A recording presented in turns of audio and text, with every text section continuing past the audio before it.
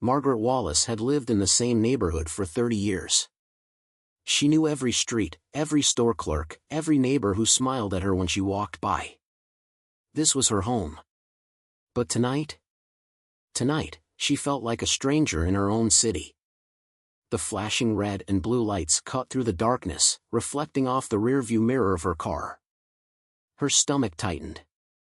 She knew what this was. She had seen the news. She had heard the stories. And now, she was living it. Taking a steady breath, she pulled over to the side of the road, her hands trembling slightly as she placed them firmly on the steering wheel, visible. Just like her father had taught her. If they stop you, baby, don't give them an excuse. Margaret watched through the mirror as two white officers stepped out of their patrol car. They moved slowly. Deliberately. Like they already knew this wasn't just a routine stop. The first cop, Officer Reynolds, adjusted his belt, hand hovering too close to his gun. The second, Officer Tate, smirked as he whispered something to Reynolds. They laughed. Margaret's throat tightened. Because she knew what that meant. She wasn't a person to them. She was just another one of them. Reynolds knocked on her window, and she rolled it down. "Good evening, officers." She kept her voice calm, steady. "Is there a problem?" Reynolds didn't answer. Instead, he tilted his head, scanning the interior of her car. Like he was already looking for a reason to pull her out. Tate leaned forward, resting his arm on the roof of her car. His grin was too wide. Too smug. "License and registration, ma'am." Margaret nodded, moving slowly, carefully, making sure every movement was deliberate as she reached for her purse. She handed the documents to Reynolds, who snatched them from her hand. "Mind telling me why I was pulled over?" she asked. Reynolds glanced at Tate. Then he smiled. "Suspicious activity in the area." Margaret frowned. "Suspicious how?" Tate chuckled.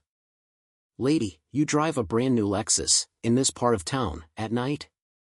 He whistled, shaking his head. "Little out of place, don't you think?" Margaret's chest tightened.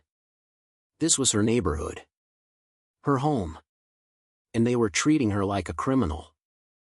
"I live 5 minutes from here." Reynolds tapped her license against his palm. "That so?" Tate leaned down, voice dropping into something low and condescending. "That your car, ma'am?" Margaret's pulse spiked. They thought she stole it. Of course they did. A black woman driving a nice car? She had to be a thief. Her hands tightened into fists in her lap. "Yes. It's mine." Reynolds chuckled, shaking his head. "Mind stepping out of the vehicle?" Margaret's stomach dropped. This wasn't just a traffic stop. This was a setup. And she was alone. Margaret felt it in her bones, this wasn't going to end well. She had done nothing wrong, yet here she was, staring at two cops who had already decided she was guilty of something. Her gut screamed at her to stay inside the car. But she knew how these situations went. She had seen the videos. The ones where people like her, black, innocent, careful, made the wrong move and never made it home. Slowly, she unbuckled her seatbelt and stepped out. The air outside was colder than before, or maybe that was just her fear settling in. "Turn around, hands on the car." Margaret's heart pounded. "Excuse me?" Tate smirked. "What's the problem, lady? Something to hide?" Her stomach twisted. They were playing a game. A cruel, humiliating game. And the worst part? They were enjoying it. She turned and placed her hands on the car. Her body tensed as Reynolds' hands roamed over her pockets, her waist, her legs. Too rough. Too invasive. Too unnecessary. She had seen murderers treated with more dignity than this. Her jaw clenched, but she stayed silent. She wouldn't give them the satisfaction of a reaction. Reynolds pulled back, patting her on the shoulder. "See? That wasn't so bad. Margaret said nothing. Tate leaned in closer, voice low and taunting. So, Mrs. Wallace.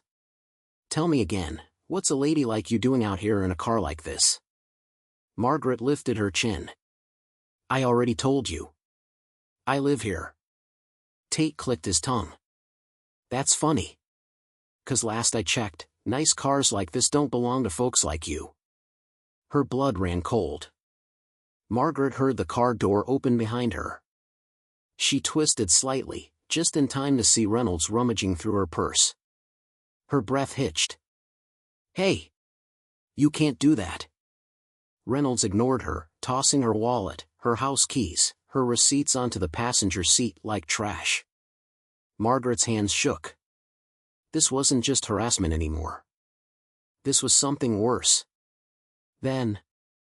Well. Tate's voice was mocking, amused. Margaret turned just in time to see him holding up a small baggie of white powder. Her world stopped. It felt like she had just been punched in the gut. No. No. Margaret's voice broke as she stepped forward. That's not mine. Reynolds grinned. Yeah. We hear that a lot. Tate shook his head, twirling the bag in his fingers. Lady, you must think we're dumb. Margaret's body shook with rage. This wasn't just a false accusation. This was a setup. A trap. And she was standing right in the middle of it. Tate reached for his radio. Dispatch, we got a suspect in possession. Bringing her in. Margaret's pulse spiked. They were going to arrest her. For something she didn't do. For something they planted. For something that could ruin her life. She had one chance. One call. And she knew exactly who to make it to. Margaret's breath came in short, panicked bursts. This wasn't just an arrest. This was a robbery of her dignity. She could see it in their smug grins, their casual cruelty. They thought they had one. Thought she was just another black woman who had no power, no connections, no way out. They had no idea who they had just messed with. Tate grabbed her roughly by the arm. Hands behind your back. Now. Margaret didn't move. She lifted her chin and spoke with the kind of authority that came from years of raising a son into the man he had become. I want my phone call. Tate snorted. Lady, you watch too much TV. That's not how this works. Reynolds chuckled, already reaching for his cuffs. But hey, who you gonna call? Your lawyer. Margaret's lips curled into the smallest smile. No, she held out her hand. My son.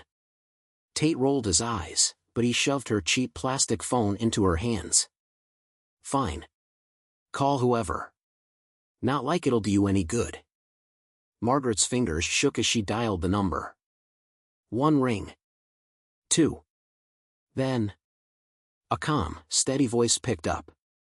Mom? Margaret exhaled in relief. Hey, baby. I need a little help. The moment Margaret spoke, everything changed. Christopher Wallace, director of the FBI, knew something was wrong. His mother's voice, normally so strong, had a tremor to it. A tremor she had never let him hear before. And that? That was all it took for his blood to boil. Where are you? Margaret glanced at the officers. They were still laughing, still acting like this was a joke. They had no idea whose name had just been said on the other end of the line. Corner of 5th and Madison. Christopher's voice was calm. Controlled. Deadly.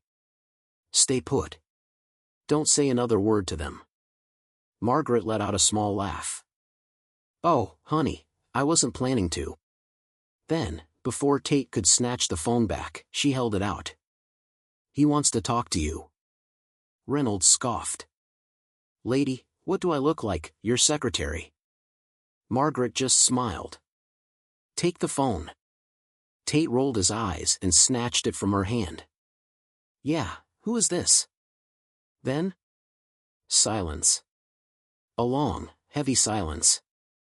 Because on the other end of the line, Christopher spoke only 4 words. 4 words that made Tate's face drain of color.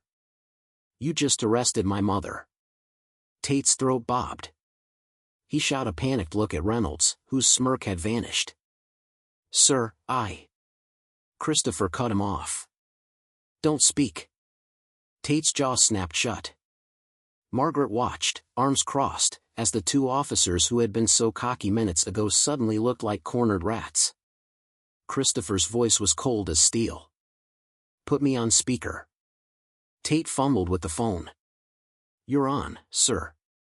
Christopher's voice echoed through the night air. "Officer Reynolds." "Officer Tate." Both men flinched. "You are currently detaining a 72-year-old black woman without cause, having fabricated evidence in an illegal stop." Reynolds licked his lips. "Sir, we..." "Shut up." Margaret bit back a smile. She had never heard her son this angry. Within the next 5 minutes, Christopher continued, voice sharp as a blade, "You will release my mother, apologize, and wait exactly where you are." Tate swallowed hard. "Sir, I don't think..." "Oh, you don't have to think," Christopher interrupted. "You just have to listen. Because if you even breathe wrong, I will personally make sure your badges are stripped before the night is over." Reynolds went stiff. Tate nodded rapidly. "Yes, sir." "Of course, sir." "Margaret?" She just crossed her arms and watched them sweat. Because she knew. The real punishment hadn't even started yet. Tate rushed forward like a man whose life depended on it. "Mrs. Wallace, we're terribly sorry for the confusion." Margaret arched an eyebrow. "Confusion? Looked pretty intentional to me." Reynolds forced a stiff smile. "Let's just, forget all this happened." Margaret laughed. "Oh, honey. You don't get to decide that." She pointed at the ground. "Now be good little boys and wait right here." And so, for the first time all night, Reynolds and Tate followed orders. They stood frozen, sweat dripping, their hands shaking, waiting for what came next. Margaret sat back in her car, adjusting her mirror, her scarf, her dignity. And then? The black SUVs pulled in. The real authority had arrived. And those 2 dirty cops? They were about to regret everything. The black SUVs screeched to a stop, engines rumbling like a storm approaching. Reynolds and Tate stiffened as the doors swung open, and a team of FBI agents stepped out, silent, precise, deadly. And at the center of it all? Christopher Wallace, director of the FBI. A man who had spent his entire career hunting down criminals, only to find 2 of them wearing badges and pointing guns at his mother. The moment he stepped forward, the entire atmosphere shifted. This was no longer a game. This was Judgment Day. Reynolds' smirk was long gone. Tate's hands trembled at his sides. They had spent the last 30 minutes laughing at an elderly black woman, treating her like a joke, humiliating her. And now? Now they looked like trapped animals. Christopher took his time, walking up to them, his gaze sharp and calculating. Margaret stood behind him, arms crossed, watching the fear grow on their faces. She had waited for this moment. And now? She was going to savor it. Christopher finally spoke. "Officers Reynolds. Officer Tate." Tate swallowed hard. "Sir, this is..." Christopher lifted a hand. "Don't." Tate's mouth snapped shut. Christopher circled them slowly, like a predator studying prey. "You know, I've dealt with criminals my whole life." Reynolds licked his lips nervously. Christopher continued. "And you know what they all have in common?" Silence. The weight of Margaret's eyes, Christopher's presence, and the entire FBI team standing in the shadows made the 2 officers shrink into themselves. Christopher smirked coldly. "They all beg when they get caught." Reynolds blanched. Tate nodded rapidly. Sir, we made a mistake. Christopher raised an eyebrow. A mistake? Tate jumped at the opportunity. Yes, sir. We didn't know who she was. Margaret let out a sharp laugh. Christopher slowly turned toward his mother. Mom, did they ask you who you were before they pulled you out of the car? Margaret tapped her chin mockingly. Nope. Pretty sure they decided I was guilty the second they saw my skin color. Reynolds looked ready to faint. Sir, please. Christopher turned back to them, his expression unreadable. If she weren't my mother, what would have happened to her tonight? Neither officer answered. Because they already knew. Margaret would have been arrested. Jailed. Maybe worse. And no one would have believed her. Christopher tilted his head. You framed an innocent woman. For what? Because you thought no one would care? Tate's voice cracked. Sir, we were just doing our jobs. Margaret laughed again. Is that what they call it now? Christopher's patience ran out. He turned to his agents. Arrest them. Tate jerked in shock. Wait, what? Reynolds took a step back. Sir, you can't. Before he could finish, 2 FBI agents grabbed his arms and snapped handcuffs onto his wrists. Reynolds struggled. Tate gasped. Sir, we're police officers. Christopher leaned in. No. You're criminals. Margaret watched them break. Tate started babbling. Wait, please. We can explain. We just thought she looked suspicious. She was driving a Lexus. Margaret's eyebrows shot up. Oh, so now we're admitting it.